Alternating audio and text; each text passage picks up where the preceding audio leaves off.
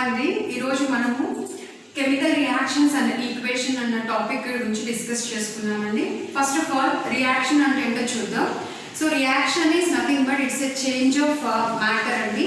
Matter అంటే ఏ substance అయితే mass and A substance అయితే స్పేస్లో సమ్ అమౌంట్ ఆఫ్ వాల్యూమ్ని ఆక్యుపై చేస్తుందో ఆ సబ్స్టెన్స్ని మనము మ్యాటర్గా కన్సిడర్ చేస్తాం. ఆ మ్యాటర్ ట్రాన్స్ఫర్మేషన్ని మనం సైంటిఫిక్గా రియాక్షన్ అన్న టర్మ్ యూజ్ చేసి డిఫైన్ చేస్తామండి. ఓకే, సో బేసిక్లీ రియాక్షన్ని మనం టూ టైప్స్గా కేటగరైజ్ చేయొచ్చు. One is physical reaction, another one is chemical reaction. So physical reaction అని ఎప్పుడంటామంటే అండి, ఏ రియాక్షన్స్లో అయితే ఫిజికల్ ప్రాపర్టీస్ మాత్రమే చేంజ్ జరుగుతుందో ఆ రియాక్షన్ని మనం ఫిజికల్ రియాక్షన్స్ అని అంటాం. ఏ రియాక్షన్స్లో అయితే ఫిజికల్ ప్రాపర్టీస్తో పాటు కెమికల్ ప్రాపర్టీస్ కూడా చేంజ్ అవుతుందో ఆ రియాక్షన్స్ని మనం కెమికల్ రియాక్షన్స్గా కన్సిడర్ చేస్తాం. సో ఫిజికల్ ప్రాపర్టీస్ అంటే లైక్ కలర్, డెన్సిటీ, సాల్యుబిలిటీ, వీటిని మనం ఫిజికల్ ప్రాపర్టీస్గా చెప్పొచ్చు. When coming to the chemical properties, stability, reactivity and toxicity, ఇలాంటి ఈ ప్రాపర్టీస్ని కెమికల్ ప్రాపర్టీస్గా కన్సిడర్ చేస్తామండి. సో ఒక రియాక్షన్లో chemical properties along with that physical properties changes అనేది మనం అబ్జర్వ్ చేస్తే ఆ రియాక్షన్ని మనం కెమికల్ రియాక్షన్ అని అంటామండి. For suppose freezing of water into A ice. So ఇది ఒక చేంజ్ అండి. ఇది మన డే టు డే లైఫ్లో అబ్జర్వ్ చేస్తాం. వాటర్ని మనం ఫ్రీజ్ చేస్తే ఏం ఫామ్ అవుతుంది అండి, మనకి ఐస్ క్యూబ్స్ కానీ ఐస్ బాల్స్ కానీ ఫామ్ అవుతుందండి. ఈ చేంజ్ని నేను ఇక్కడ సెంటెన్స్ ఫార్మేషన్లో రాసానండి.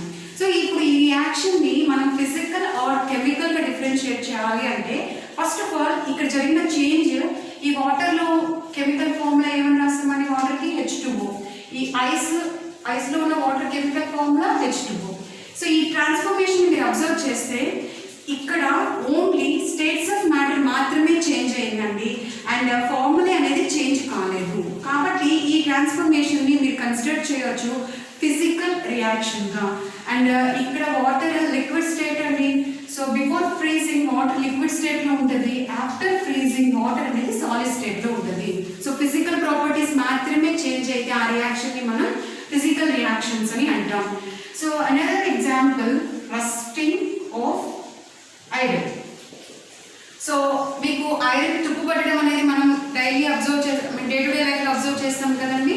ఎప్పుడు ఐరన్ తుప్పుపట్టడం జరుగుతుంది, ఐరన్ కానీ వాటర్కి ఎక్స్పోజ్ అయితే ఆ వాటర్తో ఇంటరాక్ట్ అయినప్పుడు ఏం జరుగుతుందంటే రస్ట్ అనేది ఫామ్ అవుతుంది. రస్ట్ ఈజ్ నథింగ్ బట్ దాన్ని మనం తుప్పు అని అంటామండి. సో మీకు ఏం చెప్పాను, ఐరన్ వాటర్తో ఇంటరాక్ట్ అయినప్పుడు మీకు రస్ట్ ఫామ్ అవుతుందని చెప్పాను.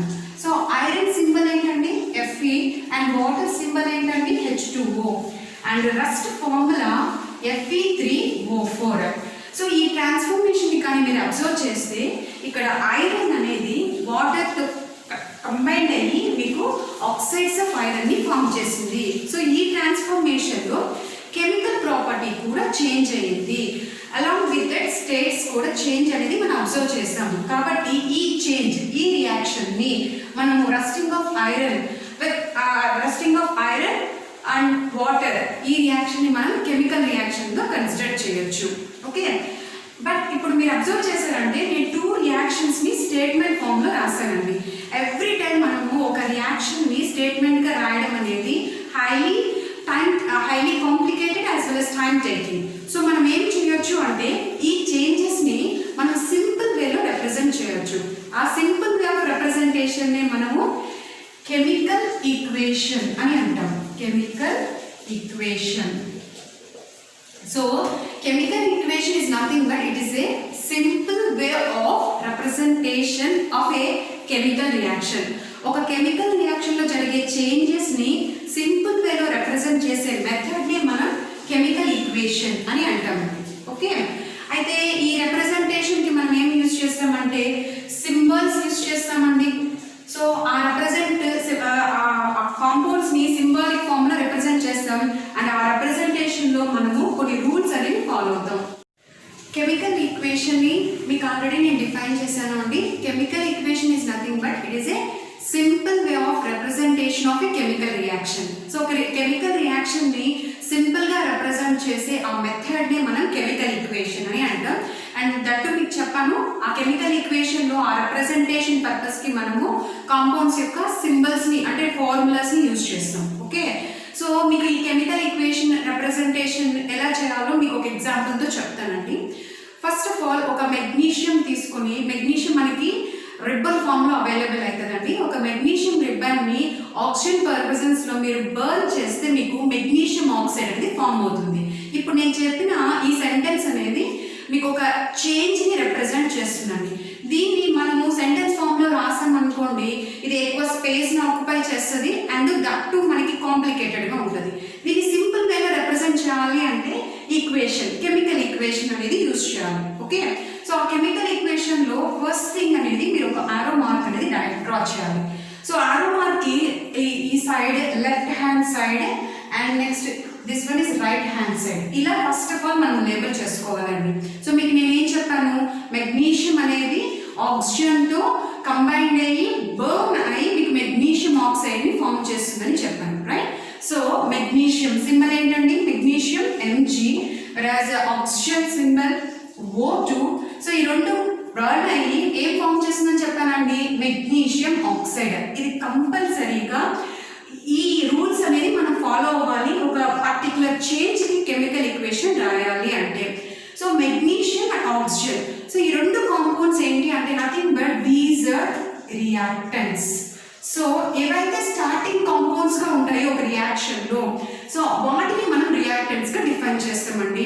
అండ్ రియాక్టెంట్స్ని ఎప్పుడు ఆరో మార్క్కి లెఫ్ట్ హ్యాండ్ సైడే రాయాలి. ఓకే, సో ఎప్పుడైతే మీకు న్యూ కాంపౌండ్ ఫామ్ అవుతుందో ఆ న్యూ కాంపౌండ్ని right hand side of the arrow మార్కే నోట్ చేయాలి. ఓకే, సో ఇది ఏంటి అంటే this one is either product అని చెప్పచ్చు ఆర్ ఎల్స్ న్యూ కాంపౌండ్ గా కూడా డిఫైన్ చేయొచ్చు. సో ఏం చెప్పామండి, మెగ్నీషియం ఆక్సిజన్ తో కంబైన్డ్ అయ్యి బర్న్ అయ్యి మీకు ఏమైంది, మెగ్నీషియం ఆక్సైడ్ అనేది ఫామ్ అయింది, రైట్? సో ఆ చేంజ్ ని నేను సింపుల్ గా రిప్రజెంట్ చేశాను విత్ ద సింబల్స్. సో ఈ వే ఆఫ్ రిప్రజెంటేషన్ ని మనం ఏమంటామంటే కెమికల్ ఈక్వేషన్ అని అంటాం. అండ్ వన్ మోర్ థింగ్, ఈ హెల్ప్ ఆఫ్ ద ఆరో మార్క్ అనేది ఆల్వేస్ టువర్డ్స్ ది ప్రోడక్ట్ అనేది ఉండాలి. Okay, and the whole the direction అంటే ఈ డైరెక్షన్ ఆఫ్ ఆరో మార్క్ అనేది ప్రోగ్రెషన్ ఆఫ్ రియాక్షన్ ఇండికేట్ చేస్తుంది. అంటే మీనింగ్ ఏంటి, నేను టువర్డ్స్ ది ప్రోడక్ట్ రాశాను అంటే మెగ్నీషియం ఆక్సైడ్ రాశాను అంటే ఏంటంటే మెగ్నీషియం ఆక్సిజన్ కంబైన్డ్ అయ్యి మీకు మెగ్నీషియం ఆక్సైడ్ ఫామ్ అయిందని సింబాలిక్గా ఇలా సింపుల్ వేలో రిప్రజెంట్ చేశాను. అయితే ఈ రియాక్షన్ అనేది కెమికల్ ఈక్వేషన్ ఏనండి, బట్ ఇది ఒక సింపుల్ రిప్రజెంటేషనే, ఇది బ్యాలెన్స్డ్ అయితే కాదు. సో మనం ఒక రియాక్షన్ని ఖచ్చితంగా బ్యాలెన్స్ చేయాలి అండ్ దాని ఈక్వేషన్ ఫామ్లో రిప్రజెంట్ చేయాలి. రీజన్ ఏంటి అంటే మనం ఆల్రెడీ చదివామండి లోయర్ క్లాస్లో, లా of conservation of mass. So according to law of conservation of mass can neither be created nor be destroyed. Simple words లో చెప్పాలి అంటే అండి, ఒక ఎలిమెంట్స్ లో ఉన్న number of atoms same before the reaction and after the reaction. Okay, so అవి change అవ్వవు, మనం కొత్తగా క్రియేట్ చేయలేము అండ్ ఉన్న ఎలిమెంట్స్ లో ఉన్న ఆటమ్స్ ని డిస్ట్రాయ్ చేయలేము. దీన్నే మనము లా ఆఫ్ కన్జర్వేషన్ ఆఫ్ మాస్ అని అంటాం. సో ఈ రియాక్షన్ అనేది magnesium oxide formation from magnesium and oxygen, ఇది సింపుల్ గా మనం రిప్రజెంట్ చేసాం విత్ సింబల్, బట్ రియాక్షన్ ని మనం బ్యాలెన్స్ చేయలేదు.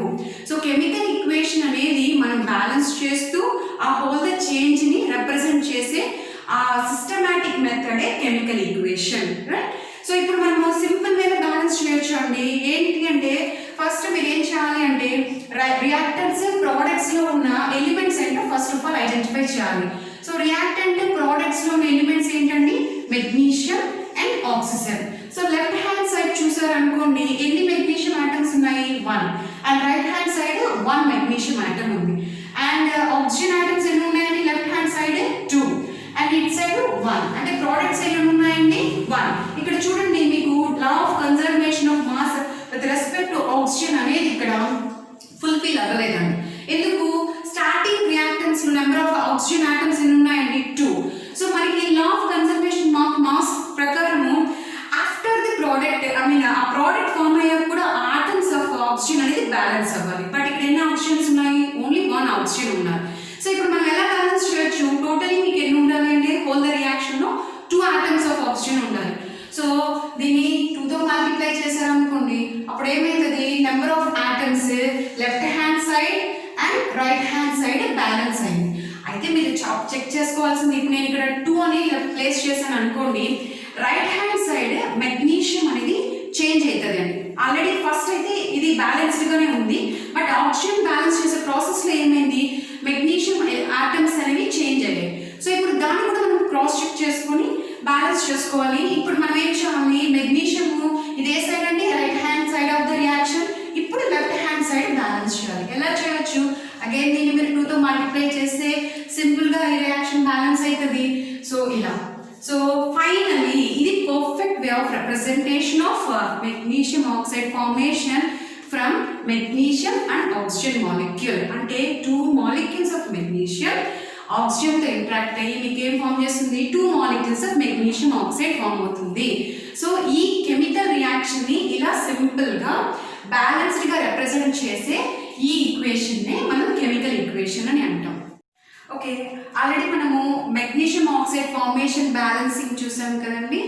ఇప్పుడు ఈ రియాక్షన్ చూద్దాం. ఇది నేను ఆల్రెడీ మీకు చెప్పానండి, రస్టింగ్ ఆఫ్ ఐరన్. దాన్ని నేను కెమికల్ ఈక్వేషన్ ఫామ్లో రిప్రజెంట్ చేశానండి.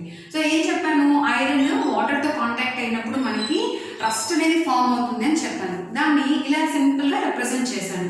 అగైన్ రియాక్షన్ అనేది మీకు సింపుల్ వేలో రిప్రజెంట్ చేసిన ఇది బ్యాలెన్స్ అయితే కాలేదు.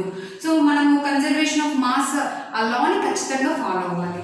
సో మనం ఎలా బ్యాలెన్స్ చేయొచ్చు, కొన్ని స్టెప్స్ అండ్ రూల్స్ ఫాలో అవ్వాలి అండి. ఒక రియాక్షన్ని బ్యాలెన్స్ చేయాలి అంటే ఫస్ట్ అండ్ ఫార్మోస్ట్ థింగ్, ఒక రియాక్షన్లో ఉన్న సబ్స్టెన్సెస్ని, అది రియాక్టెంట్ కావచ్చు, ప్రోడక్ట్ కావచ్చు, ప్రతి ఒక్క సబ్స్టెన్సెస్ని మనము ఒక అరౌండ్ ద సబ్స్టెన్స్ ఒక బాక్స్ అనేది డ్రా చేయాలి. ఓకే, కంపల్సరీగా మీరు బ్యాలెన్స్ చేసే ప్రాసెస్లో ఇన్సైడ్ ద బాక్స్ అక్కడ ఉన్న ఆటమ్స్ కానీ నెంబర్ కానీ చేంజ్ చేయకూడదు, అది rule. Okay, so first thing ఏంటి అంటే around the substances in reactant and product ఒక బాక్స్ అనేది డ్రా చేయాలి, రైట్. అండ్ సెకండ్ స్టెప్ ఏంటి అంటే హోల్ ద రియాక్షన్లో ఉన్న ఎలిమెంట్స్ని మనం లిస్ట్ అవుట్ చేయాలి, రైట్. సో ఏమున్నాయి రియాక్టెంట్స్లో ప్రోడక్ట్స్లో ఉన్న elements, one by one note చేద్దాం. One is iron, another one is hydrogen, another one is oxygen, right. So ఇప్పుడు లెఫ్ట్ హ్యాండ్ సైడ్ అంటే ఏంటండి, నథింగ్ బట్ స్టార్టింగ్ మెటీరియల్స్ ఉన్న సైడ్. మీకు ఆల్రెడీ చెప్పానండి, స్టార్టింగ్ మెటీరియల్స్ని మీరు ఏమని చెప్పచ్చు, రియాక్టెంట్స్ అని చెప్పచ్చు. అంటే ఇవి రియాక్షన్లో స్టార్టింగ్ కాంపోనెంట్స్ అని అర్థం, రైట్. వెరాజ్ రైట్ హ్యాండ్ సైడ్ ఉన్న వాటిని ఏమని చెప్తామని చెప్పాలంటే మీకు ప్రోడక్ట్ అని చెప్పచ్చు, ఆర్ ఎల్స్ న్యూ కాంపౌండ్ అని చెప్పచ్చు. ఓకే, సో ఇప్పుడు లెఫ్ట్ హ్యాండ్ సైడ్ ఉన్న ఐరన్ ఆటమ్స్ ఎన్ని ఉన్నాయండి, 1. అండ్ రైట్ హ్యాండ్ సైడ్ ఉన్నాయండి 3. And next hydrogen atoms left hand side ఉన్నాయండి 2, whereas right hand side also 2. And oxygen ఎన్ని ఉన్నాయండి left hand side 1. So oxygen atoms right hand side 4 ఉన్నాయి, right. So first thing ఏం చేసాము, around the substances in the reaction ఒక box draw చేసాం. And second thing ఏం చేసాం, whole number of elements అండి హోల్ ద రియాక్షన్లో ఉన్నవి లిస్ట్ అవుట్ చేసాం. అండ్ థర్డ్ థింగ్ అనేది ఇంపార్టెంట్ థింగ్ అండి, మీరు ఏదో రియాక్టెంట్ సైడ్ కావచ్చు ఆర్ఎల్స్ ప్రోడక్ట్ సైడ్ కావచ్చు.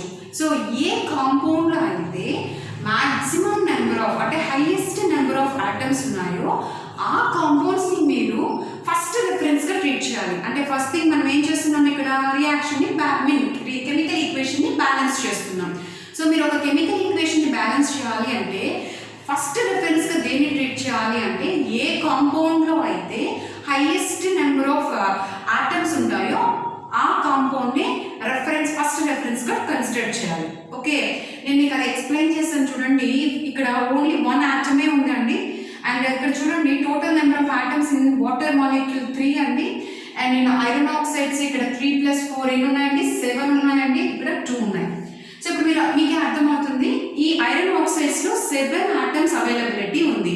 అంటే అర్థం ఏంటి, ఇది మనకి రెఫరెన్స్ నెంబర్ 1. సో ఈ రెఫరెన్స్ నెంబర్ 1ని బేస్ చేసుకుని మనం కెమికల్ ఈక్వేషన్ బ్యాలెన్సింగ్ అనేది స్టార్ట్ చేస్తాం. అగైన్ వన్స్ రెఫరెన్స్ నెంబర్ 1ని ఐడెంటిఫై చేసిన తర్వాత ఆ కాంపౌండ్లో మ్యాక్సిమం నెంబర్ ఆఫ్ ఆటమ్ ఉన్న ఎలిమెంట్ ఏదో ఐడెంటిఫై చేయాలి. ఇక్కడ చూసారంటే అంటే Fe3O4. ఇక్కడ ఐరన్ ఎన్ని ఆటమ్స్ ఉన్నాయి? 3 ఆటమ్స్ ఉన్నాయి. అండ్ ఆక్సిజన్ ఆటమ్స్ ఉన్నాయి 4 ఉన్నాయి. So highest number of atoms ఉన్న ఎలిమెంట్ ఏది? ఆక్సిజన్. అంటే ఫస్ట్ రెఫరెన్స్ 1 లో ఉన్న హైయెస్ట్ నెంబర్ ఆఫ్ ఆటమ్స్ ఉన్న ఎలిమెంట్ ఏంటో దాన్ని మనము ఫస్ట్ అండ్ ఫార్మోస్ట్ రెఫరెన్స్ గా కన్సిడర్ చేయాలి. అంటే మీరు బ్యాలెన్సింగ్ అనేది ఫ్రమ్ ఆక్సిజన్ నుంచి స్టార్ట్ చేయాలి. ఓకేనండి? అది ఇప్పుడు ఆక్సిజన్ చూడండి, రైట్ హ్యాండ్ సైడ్ ఎన్ని ఉన్నాయి? 4 ఉన్నాయి. సో లెఫ్ట్ హ్యాండ్ సైడ్ ఎన్ని ఉన్నాయి? 1 ఉన్నాయి. సో మీరు ఇప్పుడు దీన్ని బ్యాలెన్స్ చేయాలి అంటే ఏం చేయాలి? ఇది 4 కి ఈక్వలైజ్ చేయాలి అంటే 4 తో మల్టిప్లై చేస్తే ఏమవుతుంది? 4 అవుతుంది. సో ఇక్కడ ఆక్సిజన్ బ్యాలెన్స్ అయింది. ఇక్కడ మనం ఎక్కడ చేస్తామండి? లెఫ్ట్ హ్యాండ్ సైడ్ అది చేంజ్ చేస్తాం. మీకు ఆల్రెడీ చెప్పాను, అవుట్ సైడ్ ద బాక్స్ మాత్రమే మీరు నెంబర్ ని ప్లేస్ చేయాలి. That to as a coefficient గానే పెట్టాలి. ఓకే, ఇన్సైడ్ ద బాక్స్ అనేది ప్లేస్ చేయకూడదు, అది రూల్. ఓకే, అండ్ ఇక్కడ 4 అనేది కోఎఫిషియంట్ గా ప్లేస్ చేస్తాం. మీరు ఇప్పుడు అబ్జర్వ్ చేశారంటే oxygen left and right hand side both the side balance అయిపోయింది. అయితే హైడ్రోజన్స్ చూడండి, లెఫ్ట్ హ్యాండ్ సైడ్ ఇక్కడ 4 into 2 ఎన్ని ఉన్నాయండి? 8 ఉన్నాయండి. But right hand side hydrogen items ఎన్ని ఉన్నాయండి? 2 మాత్రమే ఉన్నాయి. అగైన్ మనం హైడ్రోజన్ బ్యాలెన్స్ చేయాలంటే ఏం చేయాలి అండి? దీన్ని మనం 4 తో మల్టిప్లై చేసి 8 చేయాలి. ఓకే, సో ఇక్కడ ఆల్రెడీ బ్యాలెన్స్ స్టేట్ లో ఉందండి. ఇప్పుడు ఈ బ్యాలెన్స్ రీచ్ అవ్వడం కోసము ఆ నెంబర్ ని before hydrogen as a coefficient గా ప్లేస్ చేయాలి. Right? So first thing oxygen మనకి హైయెస్ట్ ఆటమ్స్ కంటైనింగ్ ఎలిమెంట్ అండి. సో దీన్ని రెఫరెన్స్ గా బేస్ చేసుకుని బ్యాలెన్సింగ్ స్టార్ట్ చేసాం. సో ఆక్సిజన్ బ్యాలెన్స్ చేసే ప్రాసెస్ లో హైడ్రోజన్స్ ని కూడా బ్యాలెన్స్ చేసాం. ఇక్కడ మీరు అబ్జర్వ్ చేశారు అనుకోండి, అవుట్ ఆఫ్ 3 ఎలిమెంట్స్ లో 2 elements are balanced, rest 1 is iron. ఇప్పుడు ఐరన్స్ ని బ్యాలెన్స్ చేయాలి అండి. ఇక్కడ మీరు అబ్జర్వ్ చేశారంటే ఇక్కడ ఎన్ని ఐరన్ ఆటమ్స్ ఉన్నాయండి? Right hand side 3 iron atoms ఉన్నాయి. సో ఇప్పుడు లెఫ్ట్ హ్యాండ్ సైడ్ ఎన్ని ఉన్నాయి? 1 ఉన్నాయి. సో ఇప్పుడు దీన్ని ఎలా బ్యాలెన్స్ చేస్తాం? అగైన్ దీన్ని మీరు కానీ 3 తో మల్టిప్లై చేస్తే ఇది కూడా బ్యాలెన్స్డ్ అవుతుంది. సో దెన్ అంటే ఇక్కడ మీరు before the iron atom place చేయాల్సిన నెంబర్ ఏంటి? 3. దట్ ఎలా ప్లేస్ చేయాలి? కోఎఫిషియంట్. మళ్ళీ చెప్పానండి, అది వన్ ఆఫ్ ద రూల్. ఆ నెంబర్ అనేది అవుట్ సైడ్ ద బాక్సే పెట్టాలి. ఇన్సైడ్ ద బాక్స్ ఈ ఎలిమెంట్స్ లో ఉన్న ఆ నెంబర్ ని కానీ ఆ ఎలిమెంట్ సింబల్స్ ని కానీ మనం చేంజ్ చేయకూడదు కెమికల్ ఈక్వేషన్ బ్యాలెన్స్ చేసే ప్రాసెస్ లో. క్లియర్ అండి? అందుకే ఇక్కడ మీరు చూసారండి, మెగ్నీషియం ఆక్సైడ్ లో ఉన్న ఆక్సిజన్స్ మెగ్నీషియం ఆటమ్స్ ని బ్యాలెన్స్ చేసే ప్రాసెస్ లో మనం 2 ని యాజ్ ఎ కోఎఫిషియంట్ గానే మెన్షన్ చేసాం, అది రూల్ కాబట్టి. సో ఇది ఒక సింపుల్ రియాక్షన్. ఈ సెట్ ఆఫ్ రూల్ ఎక్స్ప్లెనేషన్ నేను ఇక్కడ చేయడానికి వీలు కాదు కాబట్టి ఈ ఎగ్జాంపుల్ తీసుకున్నాను. క్లియర్? అండ్ ఇంకొక థింగ్ ఏంటంటే ఈ కెమికల్ ఈక్వేషన్ లో last step, 4th step is along with balancing మీరు పర్టికులర్ సబ్స్టెన్సెస్ యొక్క స్టేట్స్ ని కూడా మెన్షన్ చేయొచ్చు. ఇది కంపల్సరీ కాదండి, ఆప్షనల్. సో ప్రతి ఒక్క కెమికల్ ఈక్వేషన్ కి ఆ స్టేట్స్ రిప్రజెంటేషన్ అనేది కంపల్సరీ కాదు. బట్ మనకి మీ ఐడియా కోసం నేను ఇక్కడ రాస్తున్నాను. ఐరన్ స్టేట్ ఏంటంటే ఇది సాలిడ్ స్టేట్ అండి, water liquid state of matter. Again rust is a solid state and H2 is a gaseous state of matter. So నేను జస్ట్ ఈ 4th స్టెప్ మీరు నోటీస్ చేయడం కోసం నేను మీకు చెప్పానండి. బట్ ఇది కంపల్సరీ కాదు. This one is an optional. Last one 4th one is optional, which is a representation of states of matter in chemical equations optional. అది కంపల్సరీ అయితే కాదు.